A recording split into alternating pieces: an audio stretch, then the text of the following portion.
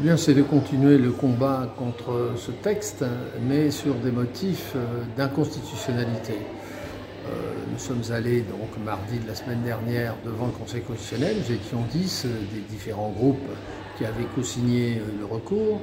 Notre groupe en plus avait fait une lettre additionnelle pour redévelopper un certain nombre d'arguments.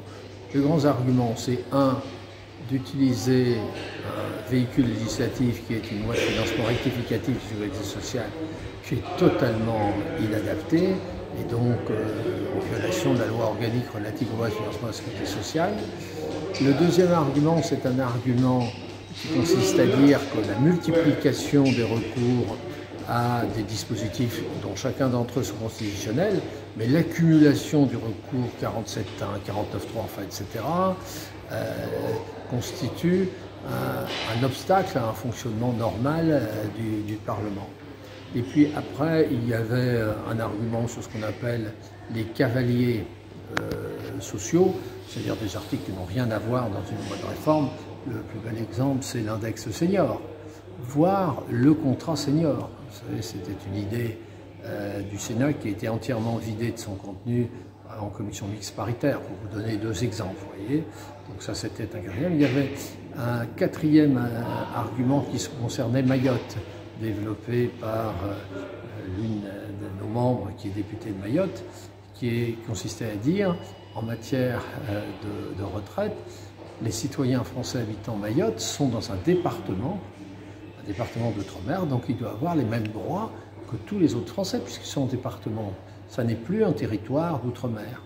Et donc, la revalorisation qui était prévue dans le texte, dans 3 articles du texte, constitue une rupture d'égalité. Et puis, on a aussi, sur la rupture d'égalité, développé l'argumentaire concernant les régimes spéciaux, puisqu'il n'y avait que 5 régimes spéciaux mis en extinction, mais pas les 10 autres. Et donc, on a dit qu'il y a rupture d'égalité, car il n'y a jamais eu des critères clairs et objectifs pour dire pourquoi on avait pris ces 5 régimes spéciaux et pas les 10 autres.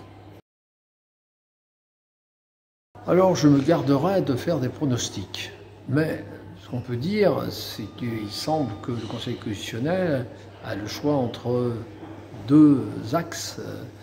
Premier axe possible d'annuler pour des raisons de forme, c'est-à-dire utilisation d'un véhicule législatif inadapté à une réforme des retraites, voire l'accumulation des procédures, ou un autre argument qui est aussi l'absence de clarté du débat, puisque vous savez que l'étude d'impact était extrêmement faible.